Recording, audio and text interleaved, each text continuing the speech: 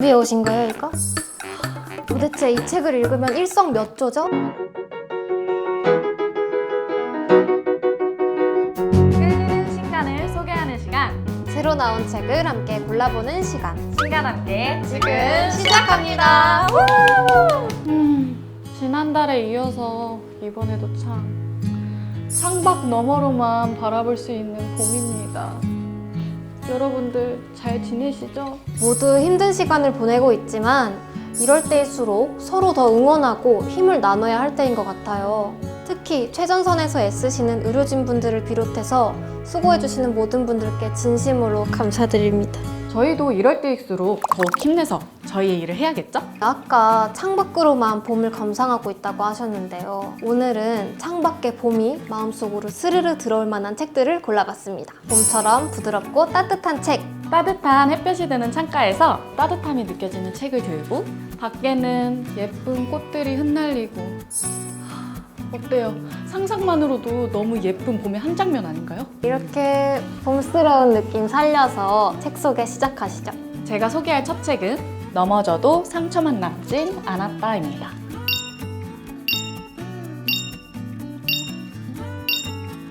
이 책은 라디오 작가 김성원 작가님의 에세이 책인데요. 유희열의 라디오 천국, 이적의 별이 빛나는 밤에, 장기하의 대단한 라디오 등을 맡으셨던 작가님이십니다. 저도 학창시절에 라디오를 꽤나 좋아했었는데요. 왜냐면 라디오를 통해 위로를 받았달까?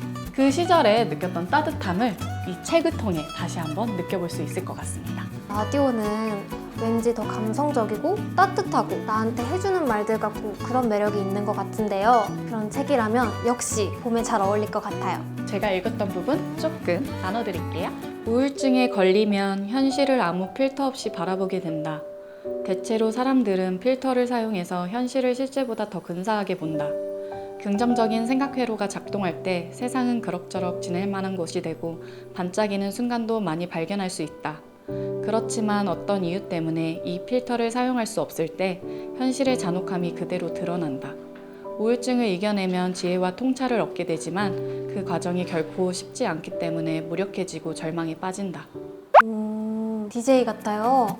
문자로 사연 보내고 싶어지는데요. 그리고 저희가 책 고를 때 추천사도 많이 보게 되잖아요. 저는 이 책을 살펴볼 때 함께 프로그램을 했던 유희열님이나 뇌과학자 정재승 박사님의 추천사도 인상 깊었어요. 라디오를 좋아하시는 분들, 그리고 라디오 감성으로 봄을 맞이하시고 싶으신 분들에게 바로 이 책 추천합니다. 근데 이건 뭐예요? 아 맞다! 책갈피 굿즈도 있습니다. 제가 깜빡한 거 아니고요. 이거 특별히 마지막에 강조하고 싶어서 제가 소개하고 싶은 책은 생강빵과 진저브레드, 소설과 음식, 그리고 번역 이야기입니다.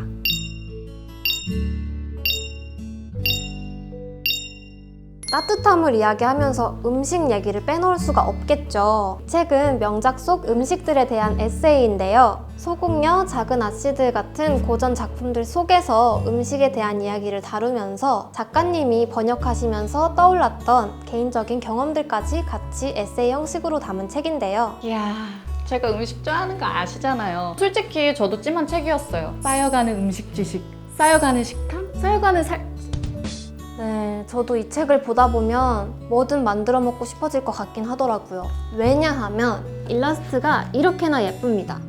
34가지 음식이 이렇게 일러스트로 들어있어서 읽는 맛에 보는 맛까지 느낄 수 있을 것 같아요. 그러면 이 책도 미리 보기 해보시죠.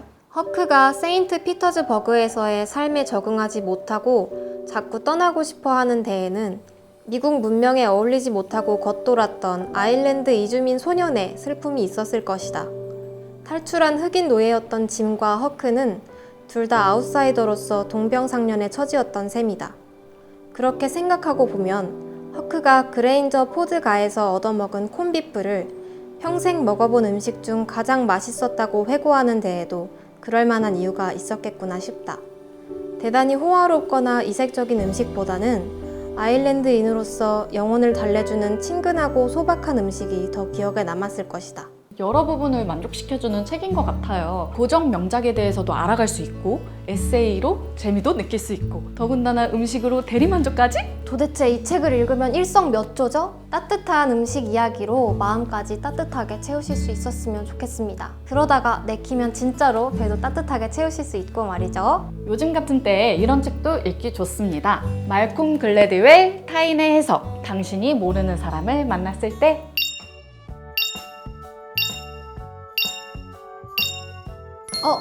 말콤 글래드웰? 1만 시간의 법칙?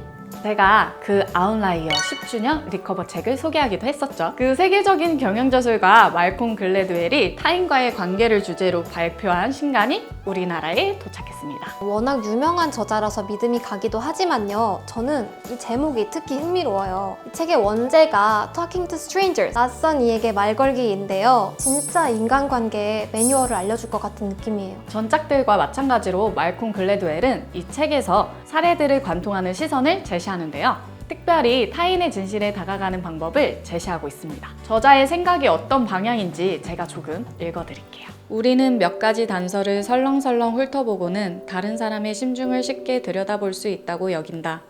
낯선 일을 판단하는 기회를 덥석 잡아버린다. 물론 우리 자신한테는 절대 그렇게 하지 않는다. 우리 자신은 미묘하고 복잡하며 불가해하니까. 하지만 낯선 사람은 쉽게 이해할 수 있다고 생각한다.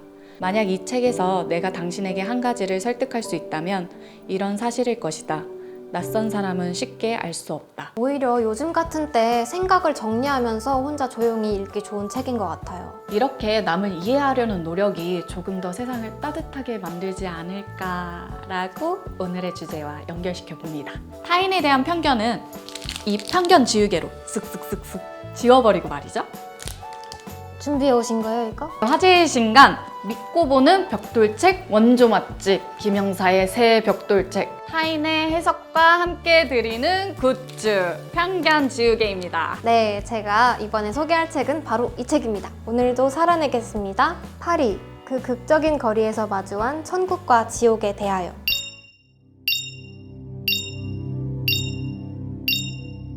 저도 사실 처음 알았는데요. 프랑스 파리에 파워 트위터리한 노숙인이 있다고 합니다. 크리스티앙 파주라는 분인데요. 트위터에 글과 그림을 연재해서 유명하신 분이라고 해요. 저자분이 실제로 노숙인이시라는 거죠.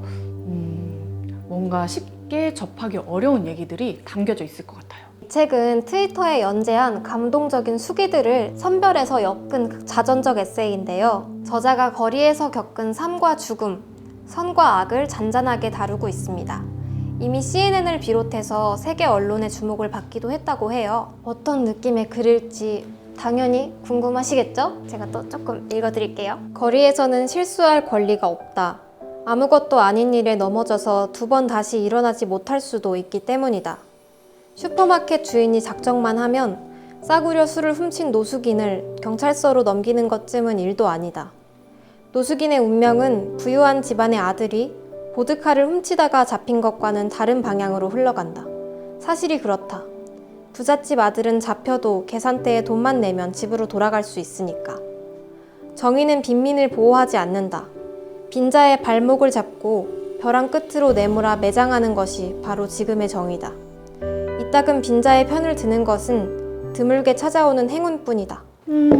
글 느낌이 담담하면서도 뭔가 생각에 빠지게 하네요. 가볍게 궁금하다고 하기에는 내용이 조금 묵직하고 깊은 주제인데요. 책을 읽으면서 너무 가볍지도 무겁지도 않게 삶을 들여다볼 수 있는 책인 것 같아서 추천합니다. 오늘 주제인 봄처럼 따뜻한 책에도 잘 어울리는 책일 것 같아요. 요즘 같은 때에 더 관심이 갈 수밖에 없는 신간 하나를 제가 소개해 드릴게요. 곽재식의 세균박람회.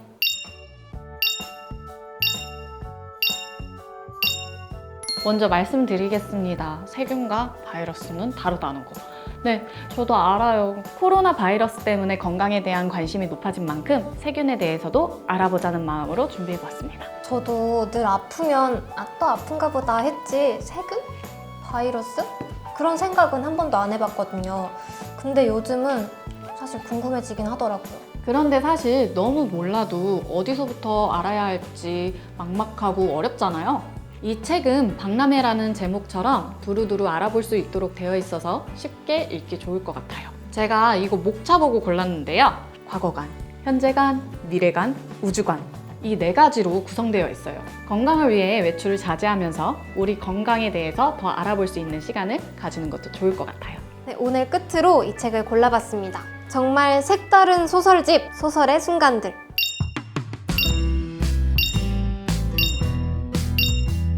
제가 책을 아주 많이 읽은 건 아니지만 이 책은 다른 책들과는 좀 달라요.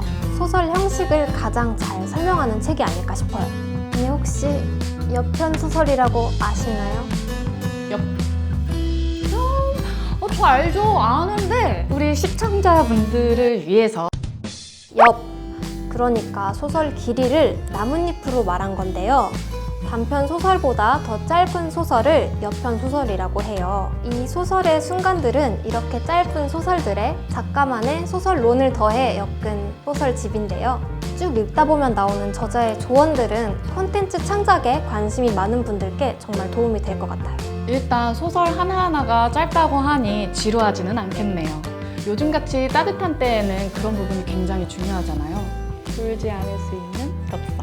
구성도 흔한 1, 2, 3, 4부 형식이 아닌 발단, 전개, 절정, 결말로 나눠서 여러 가지로 특이한 독서를 경험하실 수 있을 거예요. 소설을 더 깊이 이해하는 독서, 이 봄에 딱 어울리지 않나요? 자, 이제 저희가 골라온 책 중에 원픽을 골라볼 건데요. 저는 오늘도 살아내겠습니다. 이 책을 뽑겠습니다. 사람 냄새 나는 진솔하고 인간적인 글일 것 같아요. 그리고 우리와 같은 인간으로서 노숙인의 삶이 궁금하기도 했고요. 진지하게 여러 가지를 고민해 볼 수 있는 독서가 될 것 같습니다. 제가 뽑은 책은 이겁니다. 넘어져도 상처만 남진 않았다. 아까 소개할 때 말씀드린 것처럼 라디오를 통한 위로가 생각나서 이 책을 뽑았어요. 이 책을 침대맡에 두고 조금씩 읽어나가면 좋을 것 같습니다. 2020년 4월의 신간속의 신간함께는 여기까지입니다. 여러분은 4월의 봄을 어떤 책과 함께하고 싶으신가요? 저희가 소개하지 않았어도 추천해 주실 책이 있으시다면 댓글로 꼭꼭 달아주세요. 책 추천이 아니더라도 여러분의 다양한 의견 언제나 기다리고 있겠습니다. 저희는 다음 달에도 또 좋은 책들 소개하러 올 테니까요. 구독하시고 기다려주세요. 모두들 건강 유의하시고 다음에 새 책과 함께 만나요. 안녕!